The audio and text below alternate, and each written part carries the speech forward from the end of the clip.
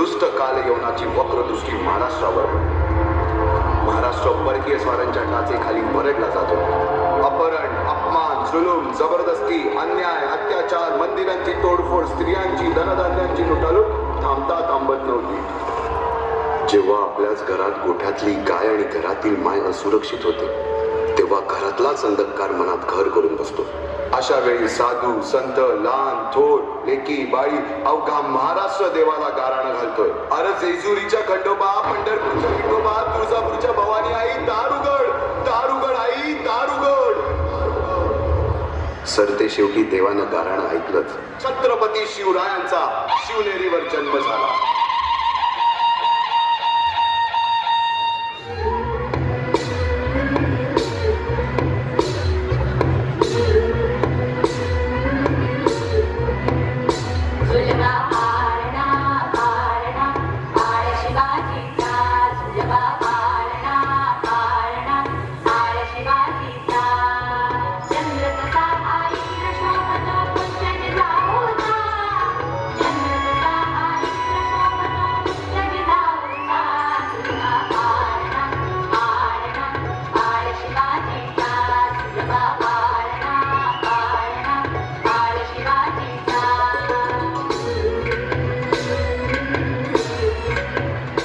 बालवयापासूनच शिवबांना माँसाहेब जिजाऊंनी रामायण, महाभारतासारख्या गोष्टी सांगायला सुरुवात केली, ज्यामधून सत्य, असत्य, न्याय, अन्याय यातील फरक शिवबांना समजू लागला.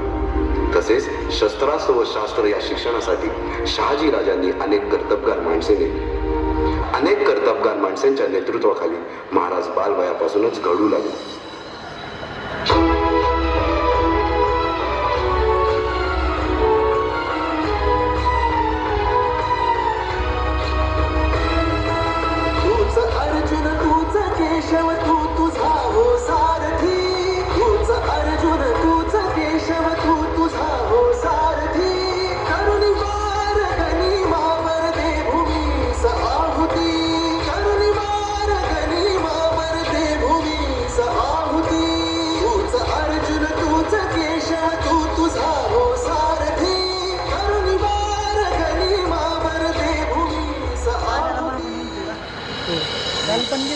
एकटे नेतृत्व कधीच साम्राज्य उभे करू शकत नाही.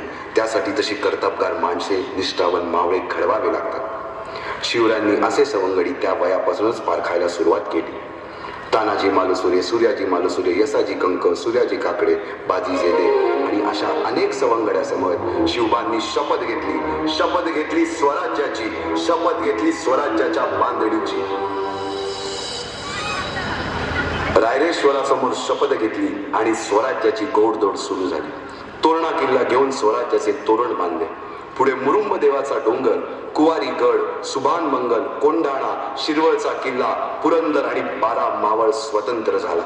पुढे राजांनी पराक्रमाने जावळी देखील घेतली. परंतु त्यानंतर स्वराज्यावर ओढवले भले मोठे संकट. ते संकट म्हणजे अफजल खान.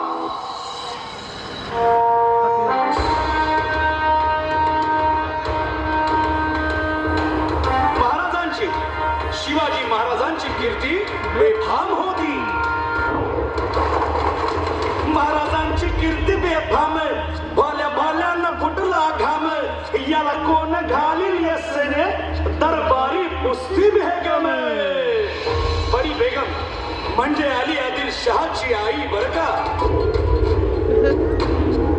नजरेत तिच्या अंगार दरबार झाला गपगार. कुणी घेईना पुढाकार, साऱ्यांनीच मानली हार. इतक्यात अचानक एक सरदार उठला. बोलला, हम लाएंगे शिवाजी को. आणि त्यानं विडा उचलला. नवतेच अफजल खान. नवतेच अफजल खान चिता जागता जणू सैताने. कान बोलला छाती ठोकून, शिवबाला ताकद चिरडीने.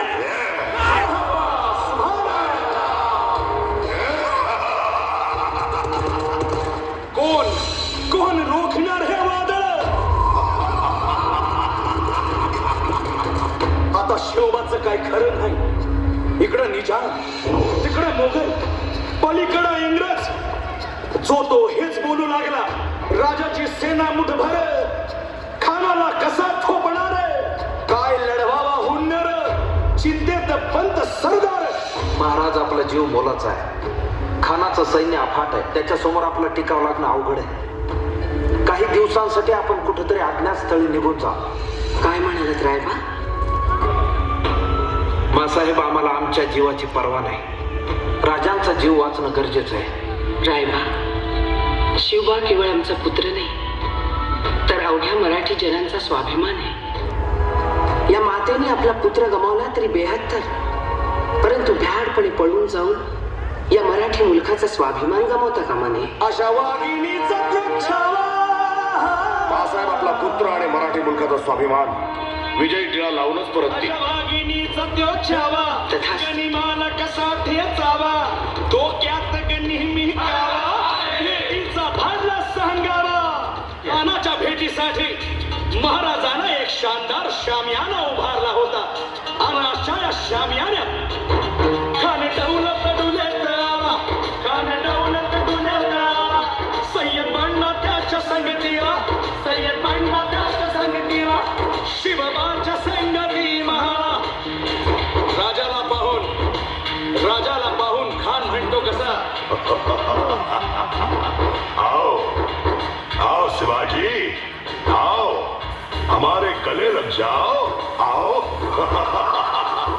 खानानं राजाला आलिंगन दिलं आणि दगा केला खानाचा अभिमान मान्याला खानाचा अभिमान मान्याला कट्यारीचा वार त्यानं केला कट्यारीचा वार त्यानं केला खरं खरं वाजय झाला खरं खरं वाजय झाला चिलखत होतय अन्नाला चिलखत होतय अन्नाला खानाचा वार फुका गेला खान यडबडला इतक्यात महाराजानं पोटामंदी पिचवट केला पोटामंदी पिचवट केला वाघेनं खाचा मारा केला वाघेनं खाचा मारा केला टरा टरा फाडलं पोटाला टरा गेला खानाचा कोटा भाई रे आला दीजी भाई रे आला दीजी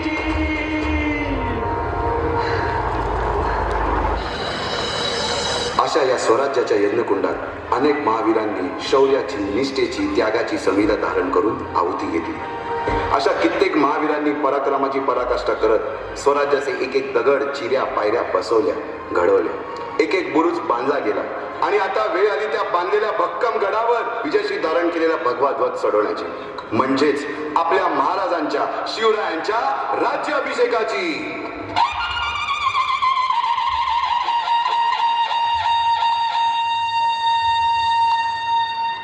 350 वर्षाच्या काळात